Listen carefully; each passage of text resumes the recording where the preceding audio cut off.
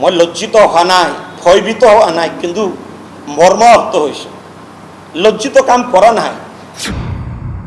এটা portal channel, সেই চেনেলত আমাৰ ওপৰত আক্ৰমণ কৰি এক ষড়যন্ত্ৰকাৰী, কোনোবা ষড়যন্ত্ৰকাৰী চক্ৰই যি বাতৰি পৰিৱেশন কৰিছে, আমাৰ ওপৰতে কালিমা খানাৰ যি অপচেষ্টা, সেয়া আচলতে অকল জিতেন্দ্ৰ কুমাৰ জৈনৰ ওপৰত আক্ৰমণ নহয়, অধ্যক্ষ বিদ্যাঞ্চল দাস স্কুলৰ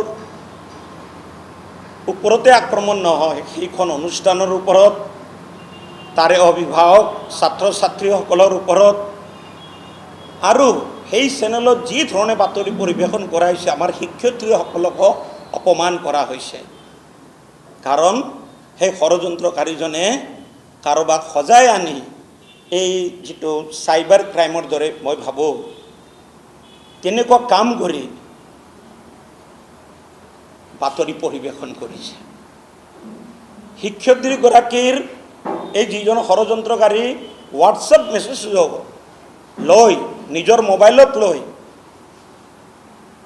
এজনে নিজৰ মোবাইলত লৈ, অনুষ্ঠানৰ দায়িত্বত থকা এজন ব্যক্তি নিজৰ মোবাইলত লৈ তেওঁ তাৰ মানে যিটো সম্পাদনা সংযোজন বিযোজন কৰি বিকৃত কৰি সেয়া পৰিৱেশন কৰিছে।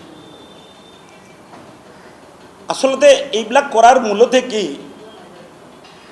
মই ইতিমধ্যে ক'লোঁ, এয়া এটা অনুষ্ঠানৰ ওপৰতো আক্ৰমণ, আৰু এই যে আমি এটা প্ৰতিবাদী সত্তা চেতনা নলবাৰীত, সেই চেতনাকো মষিমূৰ কৰাৰ এটা চক্ৰান্ত। আমি এনেকৈ ভাবোঁ গণতান্ত্ৰিক আন্দোলনত যাতে আমি মূৰ তুলি কথা ক'ব নোৱাৰোঁ অনাগত সময়ত, কিন্তু মই দৃঢ়তাৰে আজি আটাইকেইজন আমাৰ যিসকল সংবাদসেৱীসকল আছে, যিসকল ইমান আগ্ৰহেৰে ইয়াত আগবাঢ়ি আহিছে, মই আপোনালোকৰ আগত দৃঢ়তাৰে কৈছোঁ যে অনাগত দিনত আগৰ দৰে যিকোনো অসমৰ সমস্যাৰাজিৰ হয় গণতান্ত্ৰিক প্ৰমূল্যবোধৰ মাত মাতি থাকিম, এয়া দৃঢ়তাৰে ক'ব কৈছোঁ। এয়া প্ৰথম কথা। এতিয়া আমি আহোঁ যে নলবাৰীৰ যিসকল বলিষ্ঠ ব্যক্তিসকল ইয়াতেও কিছু সংখ্যক আছে, ইয়াত যিসকল সমাজ সচেতক, আপোনালোক সমাজৰ অতন্দ্ৰ প্ৰহৰী, এই যে আইনীগত ব্যৱস্থাৰ পিনে আমি আগবাঢ়িছোঁ, তাত আপোনালোকে আইনী প্ৰক্ৰিয়াটো সহযোগ কৰিবা। এই দোষীজনৰ মানে তেওঁ যে দোষ কৰিছে, মইতো এতিয়া নিজে পুলিচ নহয় বা আইন নহয়, মই জাজমেণ্ট দিব পৰা হোৱা নাই। আইনী ব্যৱস্থাৰে তেওঁ শাস্তি পাওক, হাৰাশাস্তি নহয়, তেওঁ বিহিত শাস্তি পাওক। আৰু বাকী যদিও চেনেল এটাই যিটো কৰিছে, মই ভাবিছোঁ সংবাদ কৰ্মীজনীৰ ওপৰত কিন্তু আমি এটা মানহানিৰ গোচৰ ধৰিম, আৰু এইটো চাইবাৰ ক্ৰাইমৰ লগত যদি জড়িত হৈছে তেনেকুৱা দিশলৈও আগবাঢ়িম।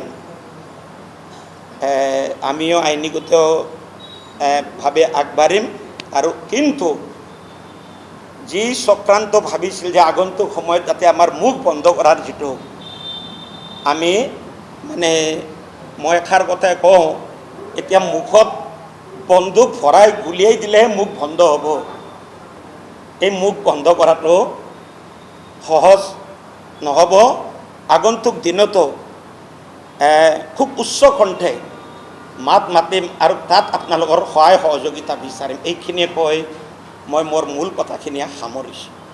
আৰু এটা কথাত মই খুব দুখ পাইছোঁ, যোৱা 30 বছৰ ধৰি এজন মানুহে যেতিয়া এটা চিনাকি লয়, এটা নাম, মই নকওঁ যে মই নলবাৰীৰ খুব মই কি ক'ব খুজিছোঁ বুজিবলৈ যত্ন কৰিব। 30 বছৰ ধৰি শিক্ষা জীৱনৰ লগত, সমাজ জীৱনৰ লগত, সাধাৰণভাৱে সাহিত্য কৰ্মৰ লগত জড়িত এটা স্থান লৈছোঁ, তাক 1 মিনিটতে এজন সংবাদকৰ্মীয়ে মানে যেন শেষ কৰি দিয়াৰ, তেওঁ যেন এই মানুহজন ধ্বংস হৈ যাওক, তেনে এক কথাটো মই খুব মৰ্মাহত হৈছোঁ। মই লজ্জিত হোৱা নাই, ভয়ভীত হোৱা নাই, কিন্তু মৰ্মাহত হৈছোঁ। লজ্জিত কাম কৰা নাই। আৰু যিজন ষড়যন্ত্ৰকাৰী তেওঁৰ মোৰ ভালে কেইবছৰৰ লগত সম্পৰ্ক সেইকাৰণে তেওঁৰ নামটো মই মানে মোক তেওঁ বিভিন্ন ধৰণে দেখিছেনে কেনেকৈ বাতৰি পৰিৱেশন কৰা তেওঁ সহায় কৰিছে মোৰ ভিতৰৰ মানুহজন প্ৰায় 20 বছৰ ধৰি মোৰ থকা সম্পৰ্ক মানুহজনে শিক্ষয়িত্ৰী দুগৰাকীক একে তাৰিখতে স্কুল এৰিবলৈ এটা বাধ্যত পৰিৱেশ কৰিছে ৰচনা কৰিছে মই সাহস পাইছোঁ দ্বিতীয় দিনাই বাতৰি প্ৰেৰণৰ দ্বিতীয় দিনাই বাকী আমাৰ শিক্ষক শিক্ষয়িত্ৰীসকলে একগোট হৈ এজাহাৰ দিছে আৰু মই আগতে য'ত কাম কৰিছিলোঁ আমাৰ নালন্দা পাব্লিক স্কুল তাৰেই শিক্ষয়িত্ৰীসকলেও একগোট হয়তো প্ৰতিবাদ কৰিছে ফেচবুকত লিখিছে সামাজিক মাধ্যমত আৰু এই চেগতে এই দুজন সংখ্যক মানুহে মোৰ ফেচবুক পোষ্টটোত মই ভাবিছিলোঁ এজন দুজনে কি জানি কিবা এটা সন্দেহ প্ৰকাশ কৰি লিখে দুজন সংখ্যক মানুহে যি সমৰ্থনত লিখিছে মই তাৰ বাবে কৃতজ্ঞ